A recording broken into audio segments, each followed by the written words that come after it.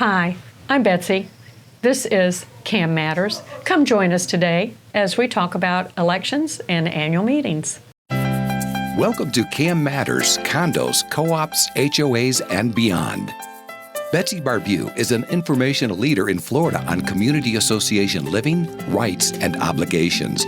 She is an expert on the rights and obligations of owners as well as the association. If you live or are planning to live in the state of Florida, there's a good chance you'll be part of a community association. And by the end of this show, you'll know a little bit more about community associations and why they matter.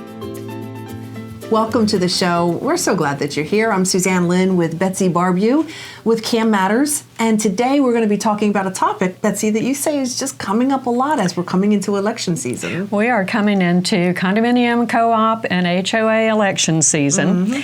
And I get questions from managers who should know by now how these procedures work. So I'd like to review them with our audience. Okay, let's talk first of all about why it's important.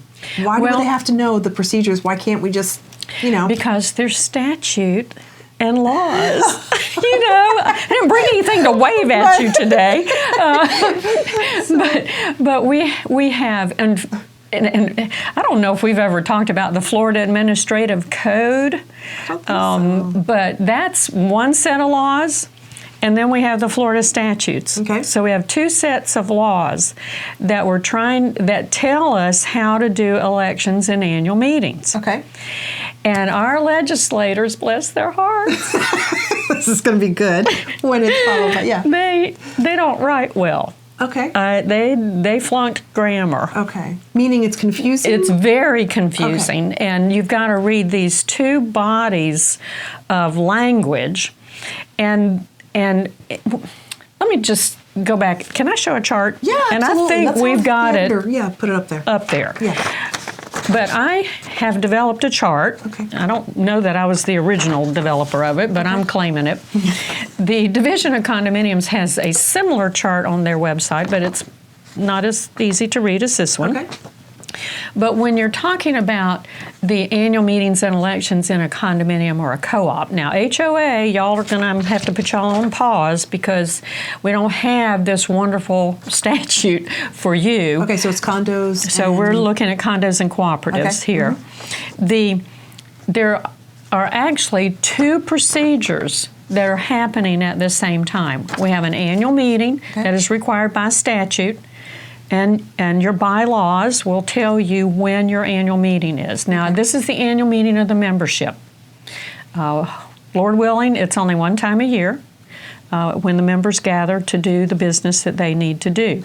Some of that business could include voting on amendments, voting on material alterations or substantial additions, voting to raise or lower the reporting requirements at the end of the year, voting to reduce or waive the reserves if they're in a position to be able to do that. This is important stuff. Yeah, they may be able to do those things for their annual meeting. Okay.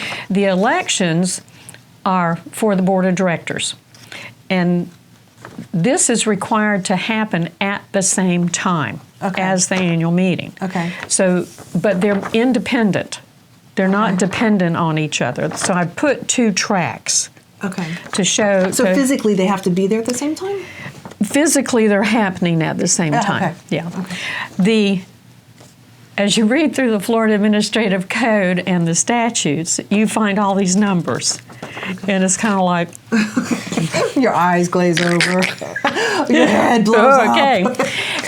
And quite frankly, any records that I have audited or just been sent and reviewed from other communities, I haven't found any that are done correctly. None? None. From elections? From elections and annual meetings. Wow. None. Wow. None. I haven't found any that are done correctly. And part of it is because the language is so confusing and they haven't seen my chart. Right. Well, let's talk about what are the typical mistakes that you see. What are the low-hanging fruit of mistakes? The affidavit of mailing. and the first and second notice of election. Okay. Those are wrong, and maybe it would be easier to explain those instead of just pointing them out. Yeah. If we're looking at the chart, okay, the election side starts first. Okay. Now, you're going to first, and I use this. I will have 6 or 7 of 8 of these out on my table, my work table, okay, in the next coming months, getting ready for my annual meetings. I'm visual. Mm-hmm. It doesn't do me a bit of good to put it on my computer calendar. I hear you. I have to see it to remember that I need to do it. Sure. So there will be stacks of these with supporting whatever documents I'm collecting for the meetings and things will be under these stacks on my work table. Gathering and getting ready for it. So we're going to put the annual meeting date at the top. Okay. And that is determined by your bylaws. So your bylaws will say when your annual meeting is. Okay. In your bylaws, it's very often the first page of your bylaws. Not always, but often, because it's the most important thing that the owners do, the membership does each year, is to have their annual meeting and to vote on those things that they need to vote on. The statute requires the elections at the same time. So we've got our annual meeting date at the top, and then we're going to back up 60 days. Okay. And so we're going to start at the bottom of the chart on the left side, on the left side, and work our way up. So at 60 days out, there is this thing called first notice of election that has to be delivered to the owners.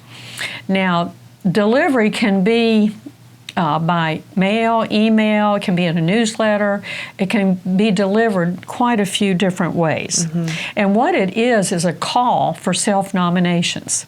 And what that first notice of election says is this is when the annual meeting date is, this is when we will have the voting tallied. Okay. And you've now got 20 days, which brings us to that 40-day deadline. You have 20 days to send in your name, telling us that you want to run for the board. Now, how they send their name in, the statute allows every mode possible. Mail, email, written letter. Smoke signals. And I think they even have, Pony Express in there. Telegram, I think is what they have in there too. But it allows them to receive it anyway. So your first notice of election says, hey, anybody who wants to run for the board can send their name in, and we will acknowledge that we've received your name, and it has to be received by midnight on this day, and that day will be 40 days out. Do you think that anybody's sitting there going, oh, good, it's here, I'm ready, I've been waiting, I want to be on the board? No, it's like twist arm. Put your name in, put your name in. It's important, so think about it, right? Yeah. Well, your directors are being elected to manage a multi-million-dollar corporation. Yeah. So it is important. Yeah, it is. Now at that 40-day deadline, if the number of candidates is equal to or less than the number of seats that are available, then the election process stops right there. Oh it my stops. Gosh. It stops. And none of the rest of this happens. Okay. And those people who sent their names in, so if there are 5 seats available and only 3 people send their names in, then those 3, it's kind of like do not pass go, do not collect the other dollars. Those 3 are announced at the annual meeting as the winners. Okay. Okay, so now we've got 3 out of 5 board seats filled. Right. When that meeting is adjourned, the annual meeting is adjourned, those 3 will meet. And we call that the board's organizational meeting. Okay. Those 3 will meet, and they will organize themselves in that they may appoint 2 more people to fill those seats. And then if they do that, then those 5 will vote among themselves who is going to be the president, vice president, secretary, treasurer, whatever offices they have. So you don't run for president. Okay. you run for a being on the board seat. And then the organizational And then meeting the determines. board Okay. elects the officers. Gotcha. Now, and I see that done wrong. Okay. You don't run for an office. Now, there could be some, like, under the table running, and it could be competitive. Right. But you run for a board seat, and then that meeting is adjourned, stopped, done. And those new board members then convene what is called the board's organizational meeting. And I'm going to dovetail another show here with this and talk about the minutes that go with all of we'll do this, that. because I don't find any of those correct either. Okay. When I audit minutes, I haven't these found. really go Yeah, they go together. So I'll do another show Okay. with the minutes. Betsy, I feel like this is a good stopping place because the chart is now making sense to me. If you have more, jump in. But I want to get back to the other three boxes because now I see that we're working backwards. We've got the 60 days, the 40 days, and we want to get into... So now what we want to talk next after our break is what if there are more candidates at that 40-day deadline? Okay. What if there are more candidates than seats? Aren't you dying to know? Stay How could you tuned. possibly leave now? All right, we'll be right back. Are you ready for a new career? Do you have skills or interest in management, real estate, construction, maintenance, accounting, strategic planning, project management, budgets, human resource management, lawn and landscaping, pool services, or any other expertise needed to operate a community association? If you do, community association management could be for you.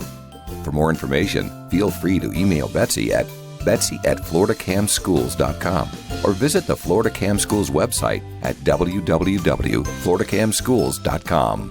Florida Community Association Management continues to grow. Career opportunities abound. Welcome back. We are talking about how board elections are coming up. There's kind of a season for that. When would you say the season runs? I would say, and this is not written in stone, but generally it's when everybody from up north comes back. So I would say October to March, Okay. or whenever Easter is. Okay.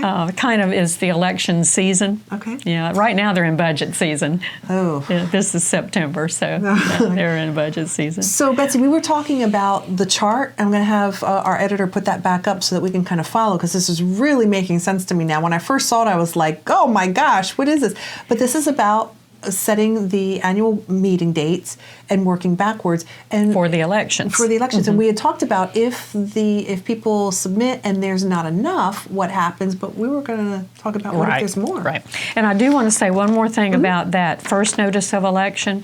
When that goes out, managers just need to keep a dated signed copy of it, but there's no certification, there's no affidavit, there's no proof that you sent it other than the copy that you have and your signature and the date. Okay. So, and then when we get to that 40-day deadline, if there are more candidates than there are seats, now we're going to have a full-blown election. Oh. So we're going to have a full-blown election now, which means all these ballots and envelopes and all this kind of stuff. The next deadline is 35 days, which is 5 more days. Okay. And within that 5 days, those who submitted their names as candidates may submit a candidate information sheet. Okay. I didn't bring the specs on that. You wouldn't believe the legislators had to write specs for that candidate information sheet. It can be no larger than 8.5 by 11. Okay. Which means somebody sent in a life-size poster of themselves, full color, and can only be printed on one side.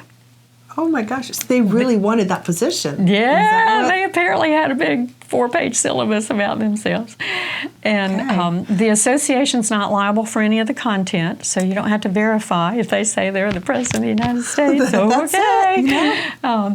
And the association. So funny. No, There's so many strict rules, but yeah. But I hadn't gotten to the funniest part. Okay. The funniest part is that the manager or whoever is doing the copies, because we're going to copy these and send them back out to the owners, Right.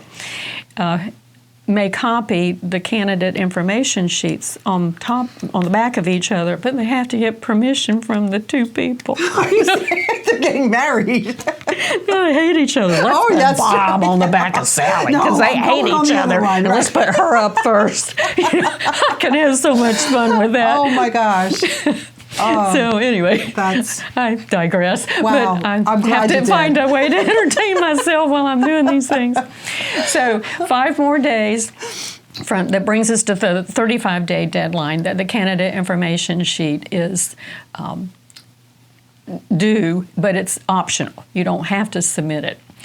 The next deadline then is 14 days. Okay. Now, notice the 14 days starts over here on the other side too. Oh, yeah, it does. Okay, so we have 2 14-day Yep. things. So on the election side, that's when there is a second notice of election that goes out.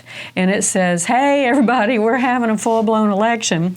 Here are your envelopes, and here is your ballot. Okay.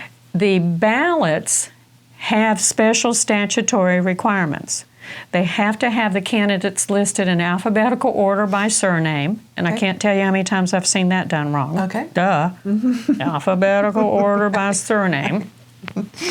They can't indicate that any candidate is an incumbent, can't indicate any preference for a candidate. Really? The ballots, see, I entertain myself.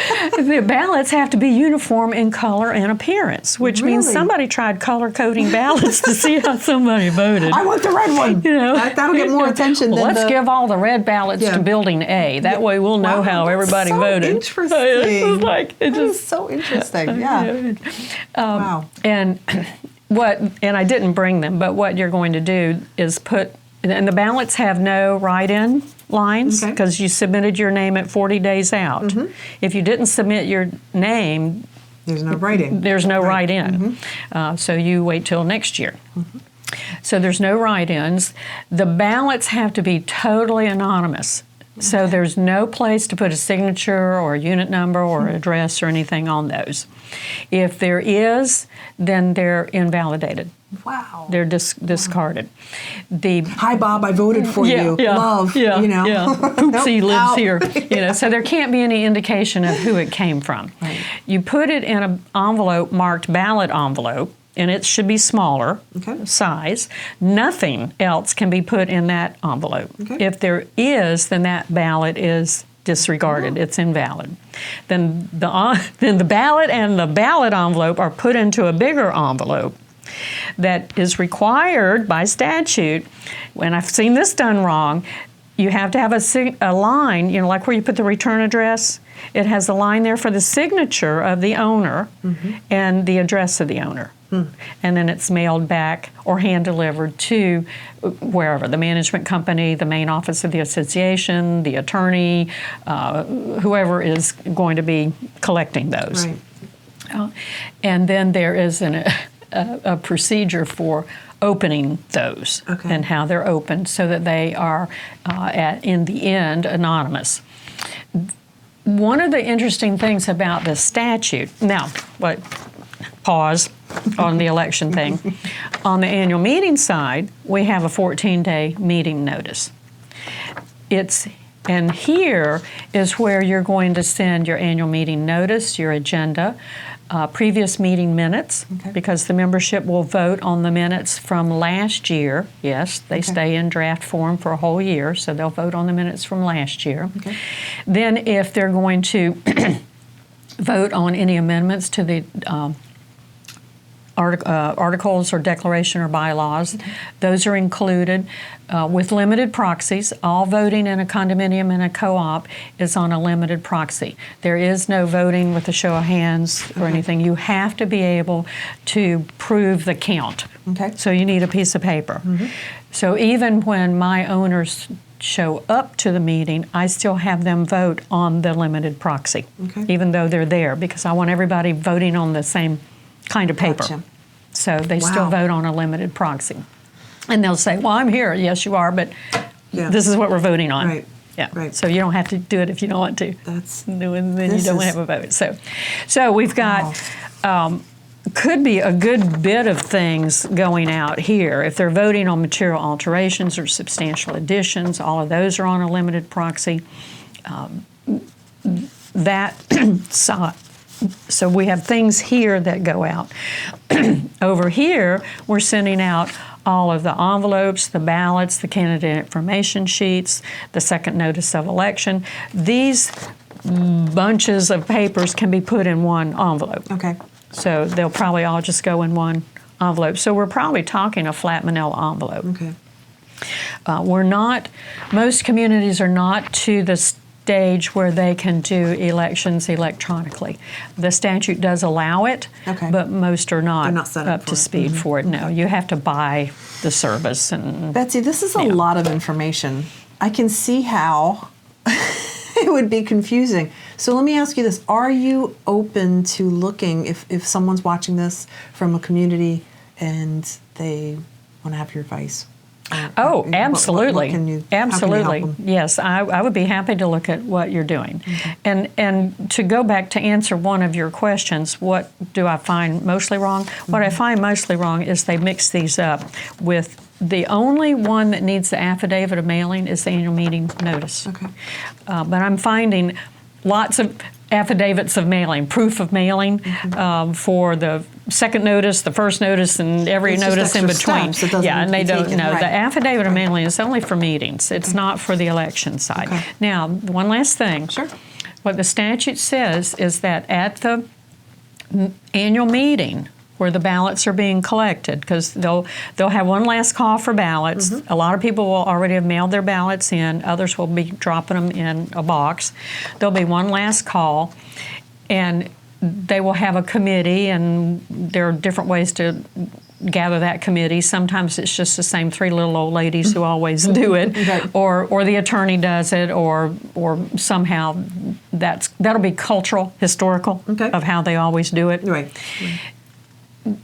The statute says something it's interesting to me. It says the ballots will be counted according to the procedures established in the statutes, regardless of whether a quorum is present. Wow. So what that did in my brain, it says the ballots will be counted regardless of whether there is a quorum present. Wow.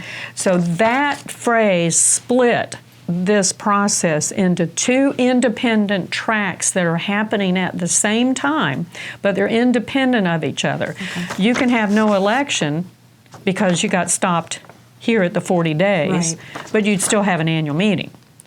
You go all the way through to your annual meeting and you're sitting there waiting for more people to show up or proxies to come in, and you don't have enough people to call the meeting to order. Right. So nothing happens here. You can't vote on those material alterations, you can't vote on amendments or anything else that you would have voted on here, but it does not stop the counting of the ballots. Okay.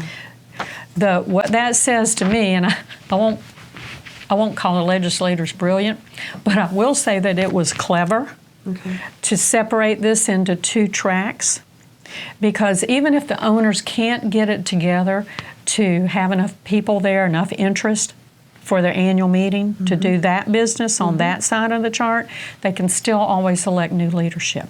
That's really Because the good. statute kind of ends that spot by saying all they need to have returned are 20% good ballots. Wow. That's all that it takes to have an election. That's through experience. They learned, hey, this isn't working. We need to do something better to be able to still vote. So, So they can still elect new leadership, even if they don't have enough interest to get it together for an annual meeting.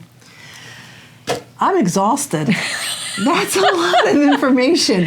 And I'm so happy that we've got this on a show so that as people are kind of reviewing, they can just go through a quick half-hour show and go, oh, we can pick it up a notch here. We can do it better. So, Yeah, it can be done better. And I look at managers' papers that they should know better by now. Yeah. But anyway, so I'm hoping this is helpful because absolutely. there's some It's managers important. that call me every year and say, go over it with me again. And now you can go, hey, just watch episode so-and-so. Yeah. Well, listen, we're going to get out of here, but thank you so much for joining us. And remember, if you subscribe and you like the channel, the shows, you'll be notified when a new one comes out. Every month. Yeah, every month. And man, Betsy, is she full of information? it's crazy how much you can learn in one episode. So, and be sure to share, too. Anyway, thanks for joining us, and we'll see you in the next one. Thank you for listening to CAM Matters. Be sure to subscribe so you don't miss any future episodes. For more information, feel free to email Betsy at betsy@floridacamschools.com or visit the Florida Cam Schools website at www.floridacamschools.com. Information provided on this show is general in nature and does not constitute legal advice. Please contact a licensed attorney for your specific situation.